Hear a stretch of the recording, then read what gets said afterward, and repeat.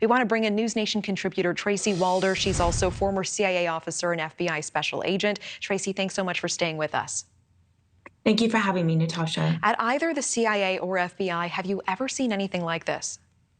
Absolutely not. Look, I've been to black sites, many of them at CIA, spent a great deal of time there, spoke with detainees there.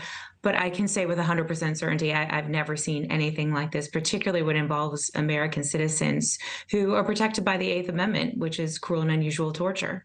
What are black sites and how common are they? Black sites really are entities that are not formally recognized by the government, but are usually places where government entities or people working on behalf of the government take people there to do things that are illicit. Okay.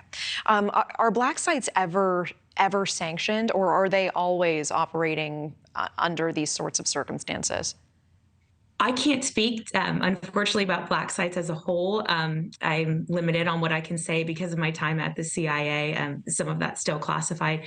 But here in the United States, we are not allowed to have them. Americans and American citizens and folks living here legally are all protected by the Eighth Amendment, which is their right, which protects them against cruel and unusual punishment, also known as torture. As you're hearing some of these details and stories come down, what details are standing out to you? In what way do they clearly cross a line, if true? Well, just a couple things that hasn't really been talked about a lot, but aside from the physical pain that was endured by some of these individuals, there's two things. I think the first one is now, because of this, we may be looking at a lot of convictions being overturned if, these convictions were obtained as a result of this torture, this illegal torture that was going on.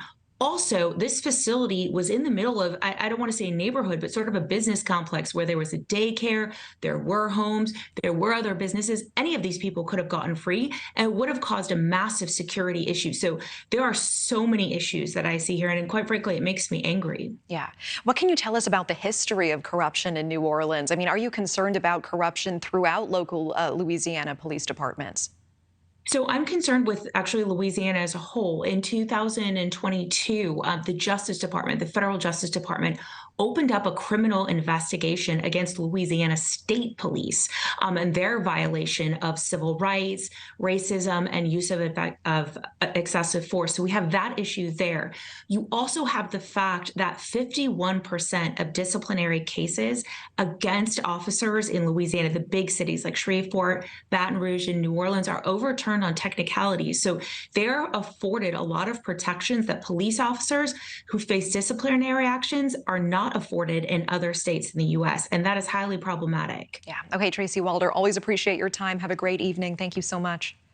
Thank you, too.